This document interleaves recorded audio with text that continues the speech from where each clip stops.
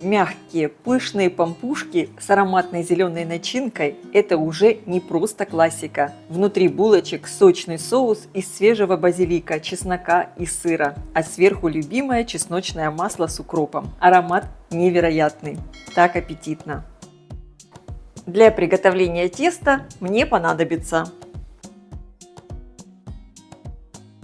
в теплом молоке разведу дрожжи, всыпаю сахар и всыпаю дрожжи. Хорошо перемешиваю. Оставляю постоять минут на 5-7.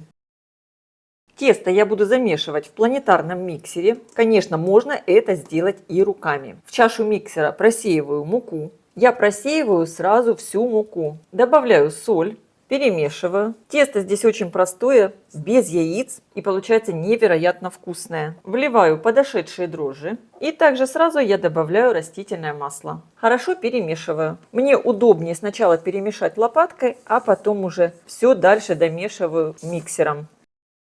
Ставлю чашу, устанавливаю крюк и вымешиваю тесто примерно в течение 7-8 минут на средней скорости. Тесто я хорошо вымесила, снимаю его с крюка. Руки я слегка смазываю растительным маслом и миску также. Подбираю тесто. Посмотрите в итоге, какое тесто получается. Оно очень живое, нежное и мягкое. Я его подкатываю в шар, перекладываю в миску. Закрываю пленкой и оставляю в теплом месте на расстойке примерно на 1 час. Для начинки мне понадобится в чашу блендера добавляю базилик.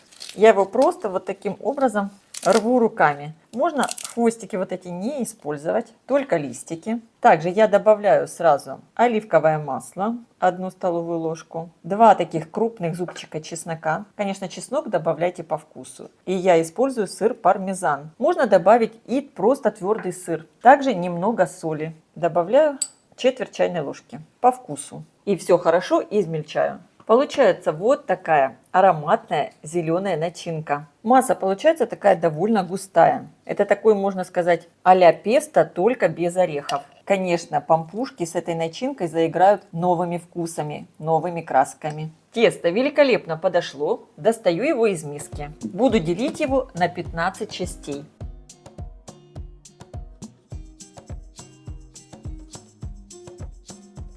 Каждый кусочек теста у меня получается примерно по 58 граммов. Подкатываю их в шар. Я не пользуюсь дополнительно мукой, а растительным маслом. Собираю все тесто внутрь и подкатываю.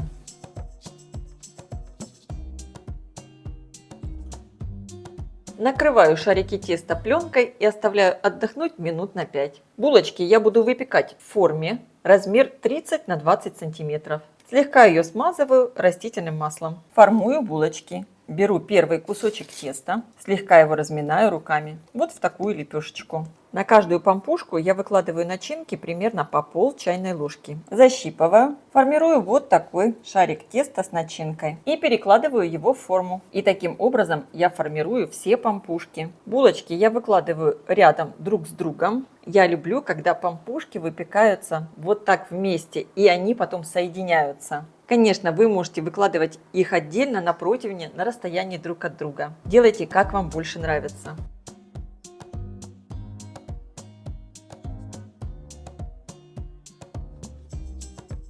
Закрываю булочки сверху пленкой и оставляю на расстойке примерно на 20-30 минут.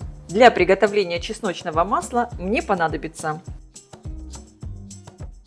мелко порежу пучок укропа. Можно использовать любую зелень. Можно добавить сюда петрушку, базилик, что вы хотите. Отправляю зелень в пиалку. На мелкой терке натру пару зубчиков чеснока. Добавляю соль.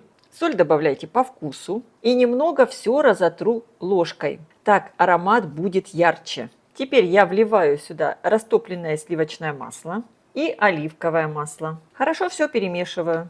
И получилось вот такое очень ароматное чесночное масло. Булочки вот так великолепно подошли. И сейчас я их отправляю выпекаться в хорошо разогретую до 180 градусов духовку примерно на 25-30 минут. Конечно, вы смотрите по своей духовке.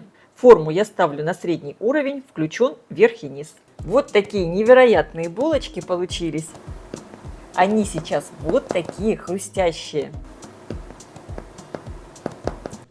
Вот такая замечательная корочка сверху. Но я их сейчас смажу сверху чесночным маслом, и они станут мягкими и такими вкусными.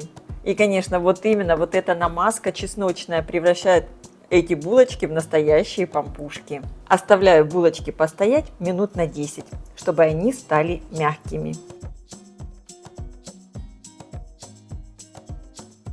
Такие пампушки идеально подойдут к супу, борщу или просто как самостоятельная закуска. Они улетают со стола первыми. Начинка получается яркая, ароматная и очень нежная.